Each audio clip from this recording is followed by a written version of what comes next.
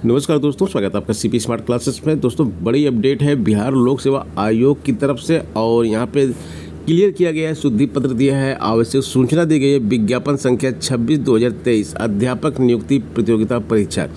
यहाँ पे साफ साफ बोल दिया गया है कि जो भर्ती प्रतियोगिता परीक्षा ली जा रही है उसमें निगरानात्मक अंक नहीं है, नेगेटिव मार्किंग इसमें नहीं है, किसी भी प्रकार की नेगेटिव मार्किंग नहीं है। आप जो है अगर आप एग्ज़ाम दे रहे हैं इस भर्ती परीक्षा का तो आपके लिए वीडियो बहुत ही इम्पोर्टेंट है, ये नोटिस आपके लिए बहुत इम्पोर्टेंट है। इस नोटिस को मैं सब जगह शेयर कर दूंगा, आप लोग भी वीडियो को शेयर कीजिए जिससे सबको पता चल जाए। क्योंकि इसमें जो विज्ञापन प्रकाशित किया गया था उसमें संशोधित किया जाता है कि पहले नेगेटिव मार्किंग 0.25 थी, लेकिन अब नेगेटिव मार्किंग ख़त्म कर दी गई है। आपको सभी प्रश्नों के उत्तर लगाने हैं, चाहे वो उत्तर आपको आता हो या ना आता हो, यानी कि तुक्का भी आपको मारना है जिससे आपके कुछ प्रश्न सही हो जाए। तो सारे प्रश्न आपको सॉल्व करने हैं। अभ्यर्थियों का ई एडमिट कार्ड जो है अपलोड कर दिया गया है, अभ्यर्थी उसको डाउनलोड कर सकते हैं।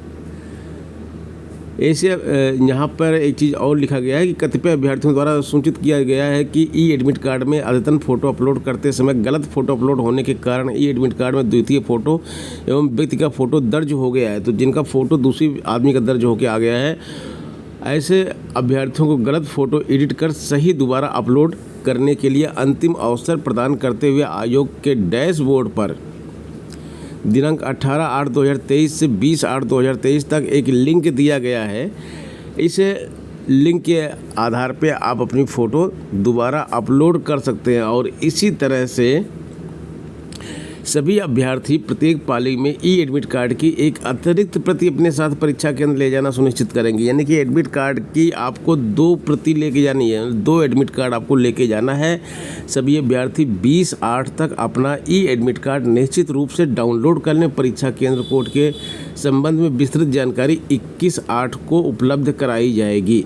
तो ये 3 बड़ी इन्फॉर्मेशन निकल के आ रही हैं बिहार शिक्षक भर्ती से संबंधित, और बिहार लोक सेवा आयोग ने ये एक नोटिस जारी कर सभी छात्रों के लिए सूचना दी है। दोस्तों, उत्तर प्रदेश लोक सेवा आयोग से भी बहुत ही अच्छी और बड़ी खबर निकल के आ रही है। एपीएस के 300 पदों पर भर्ती जो है सितंबर के द्वितीय हफ्ते से होगी। तो यहाँ पे उत्तर प्रदेश लोक सेवा आयोग ने एक बड़ी भर्तियों पर अपर निजी सचिव एपीएस की भर्ती 2023 और समीक्षा अधिकारी आरओ एआरओ परीक्षा 2023 का कार्यक्रम शुक्रवार को जारी कर दिया है। 10 साल बाद एपीएस के तकरीबन 300 पदों पर भर्ती होने जा रही है और 2021 के बाद आरओ एआरओ के 181 पदों पर भर्ती अक्टूबर में पहले सप्ताह में शुरू होने जा रही है। आरओ और एआरओ ये 2 अलग अलग पद होते हैं। एआरओ जो होते हैं इसके लिए कंप्यूटर की जानकारी आवश्यक है, जैसे पीजीडीसी का जानकारी आवश्यक है।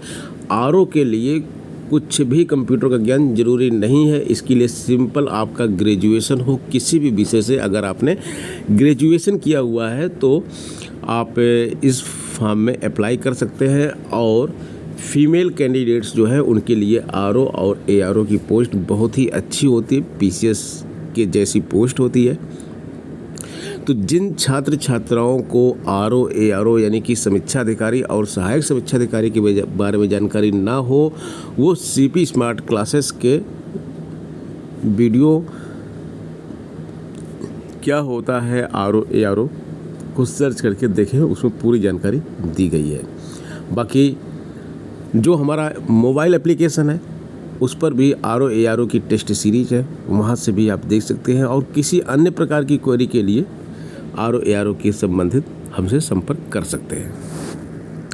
आगे यहाँ पे बात करते हैं, नियमावली संशोधन ना होने के कारण एपीएस भर्ती में देरी हो रही थी। संशोधित निजी सचिव सेवा नियमावली 2023 में समकक्ष आहर्ता का विवाद दूर किया गया है। एपीएस के पद को समूह ख राजपत्रित मानते हुए नीलेट से CCC कंप्यूटर प्रमाण पत्र की अनिवार्यता रखी गई है।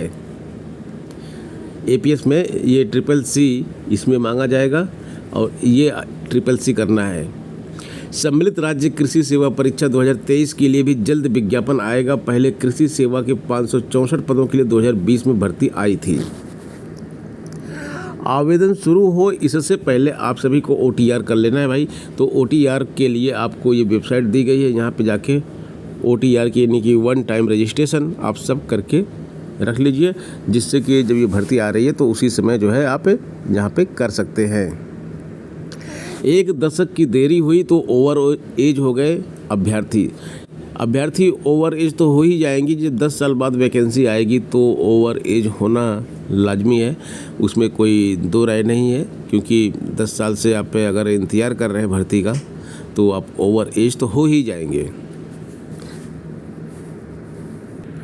63,000 शिक्षकों की सेवा सुरक्षा खतरे में है। 63,000 शिक्षक कौन है और इनकी सेवा सुरक्षा क्यों खतरे में है? 63,000 जो शिक्षक हैं इसमें 62,000 शिक्षक हैं और 1505 प्रधानाचार्य। ये जो है हमारे उत्तर प्रदेश में जो है 4512 एडेड सहायता प्राप्त माध्यमिक विद्यालय हैं और इसमें इतने ही प्रधानाचार्यों के पद हैं और बाकी शिक्षकों के पद हैं। तो यहाँ पर क्या है, एडेड कॉलेजों में जो आज की डेट में कार्यरत हैं वो कितने हैं? 1505 प्रधानाचार्य हैं, 16,141 प्रवक्ता हैं, 45,869 सहायक अध्यापक हैं। तो अभी यहाँ पे क्या हुआ है कि पहले इसमें जो होता है इसके जो नियोक्ता होते थे प्रधानाचार्य एवं शिक्षकों का चयन जो होता था उत्तर प्रदेश माध्यमिक शिक्षा सेवा चयन बोर्ड के माध्यम से होता था, लेकिन नियोक्ता जो होते थे प्रबंधक होते थे। स्कूल के कॉलेज के जो प्रबंधक होते थे वो इसके नियोक्ता होते थे और चयन माध्यमिक शिक्षा सेवा चयन बोर्ड के माध्यम से होता था। और जो अधिनियम था 1982 की धारा 21 में यह प्राविधान दिया गया था कि प्रधानाचार्य या शिक्षक पर कोई कार्रवाई या दंड देने से पहले प्रधानाचार्य चयन बोर्ड से अनुमोदन लेते हैं। यानी कि प्रबंधक जो होते हैं, प्रधानाचार्य नहीं, प्रबंधक जो होते हैं इनको जो है चयन बोर्ड से अनुमोदन लेना था, तब जाके ये जो है किसी टीचर को या फिर प्रिंसिपल को पनिशमेंट या कोई उसके ऊपर खिलाफ कोई अन्य कार्रवाई कर सकते थे। लेकिन अभी जैसा कि आप सबको मालूम है कि नया शिक्षा सेवा आयोग बन गया है, तो ये जो नया विधेयक पारित हुआ है उसमें ये चीज़ का कोई प्रावधान नहीं रखा गया है। उसमें क्या है, एडेड कॉलेज के शिक्षकों की सेवा शर्तें और सुरक्षा इंटरमीडिएट शिक्षा अधिनियम 1921 के विनियमों के अध्याय 3 के अनुसार संचालित होगी। ऐसे में क्या होगा, आशंका है, ये बहुत बड़ी आशंका है कि प्रबंधकों के हाथों शिक्षकों का उत्पीड़न और भी बढ़ जाएगा। प्रबंधकों के हाथों शिक्षकों का उत्पीड़न बहुत ही ज़्यादा बढ़ जाएगा। प्रबंधक कौन होते हैं आप सबको मालूम है, इसमें मैक्सिमम कॉलेज जो होता है बिजनेसमैन और नेताओं के होते हैं। तो जो शिक्षक और ये जो शिक्षक यहाँ पे इसमें काम कर रहे हैं इनका उत्पीड़न बढ़ने की आशंका है। प्रधानाचार्य के पद पर तदर्थ पदोन्नति की व्यवस्था भी नहीं रहेगी।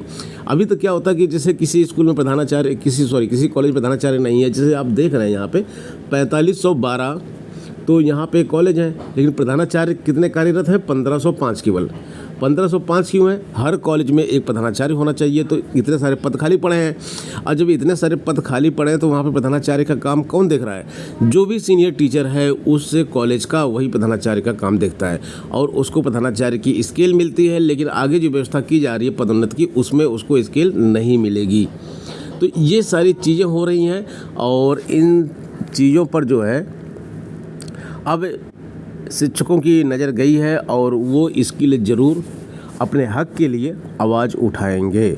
अगर आप भी इसमें एडेड माध्यमिक कॉलेज में शिक्षक हैं तो ये अब आपको भी अलर्ट हो जाना चाहिए इस चीज़ के लिए, क्योंकि ये भी आपके फ्यूचर से ही जुड़ी हुई बात है।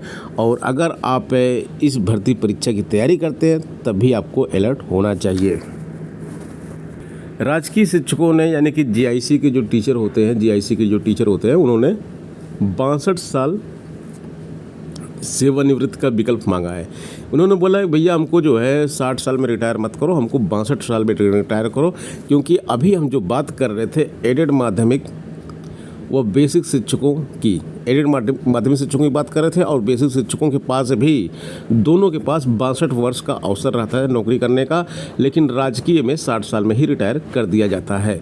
तो ये राजकीय शिक्षक चाहते हैं कि भाई हमको भी 62 साल में ही रिटायर करो। राजकीय शिक्षक क्या होते हैं, एडेड शिक्षक क्या होते हैं, इन दोनों के कंपेरिजन के लिए एक वीडियो हमारे यूट्यूब पे है, बहुत ही पॉपुलर वीडियो है, लाखों व्यूज उसके ऊपर आए हुए हैं, तो आप भी उसको देख सकते हैं और अच्छी तरह से समझ सकते हैं कि दोनों प्रकार की शिक्षक भर्तियों में क्या अंतर होता है और दोनों में क्या क्या जो है समानताएं हैं और क्या क्या विषमताएं हैं। स्वास्थ्य विभाग में बहुत बड़ा परिवर्तन होने जा रहा है। यहाँ हजारों गैर जरूरी पदों को समाप्त किया जा रहा है, क्योंकि ये पद पहले थे, इनकी ज़रूरत अब आज की डेट में नहीं है। हर विभाग में जैसे जैसे चेंजेस आ रहे हैं और नए नए इक्विपमेंट आ रहे हैं, तो पुरानी सिस्टम को ख़त्म किया जा रहा है, तो उसके साथ साथ पद भी ख़त्म किए जा रहे हैं और नए पदों की आवश्यकता महसूस की जा रही है। तो वहीं पर जो है यहाँ पर स्वास्थ्य विभाग में बहुत बड़ा परिवर्तन किया जा रहा है। हज़ारों गैर जरूरी पद ख़त्म किए जाएंगे और वहीं पर हज़ारों नए पद, नए तरह के पद ऐड किए जाएंगे। कौन से पद ख़त्म किए जाएंगे? 47 पद हैं फिजियोथेरेपी तकनीशियन के, ये ख़त्म कर दिए जाएंगे। 291 BCG तकनीशियन के पद हैं, समाप्त किए जाएंगे। 893 डार्क रूम सहायक के पद हैं, ये भी ख़त्म होंगे। नॉन मेडिकल सहायक के 2686 पद ख़त्म कर दिए जाएंगे। नए पद भी ऐड होने हैं। कौन से नए पद ऐड होंगे? ट्रॉमा टेक्नीशियन के 200 पद ऐड होंगे। OT तकनीशियन के 1029 पद ऐड होंगे। कार्डियोलॉजी टेक्नीशियन के 694 पद ऐड होंगे। एनेस्थीसिया एवं क्रिटिकल केयर टेक्नीशियन के 694, उपचारिका के 627 पद। तो इस तरह से हिसाब किताब तो लगभग बराबर है। यहाँ पे आप देख सकते हैं जो पद समाप्त किए जा रहे हैं उनकी संख्या 3917 है और जो पद नए जोड़े जा रहे हैं उनकी संख्या 3224 है। दोस्तों आज के वीडियो में इतना ही, मिलते हैं नेक्स्ट वीडियो में। धन्यवाद।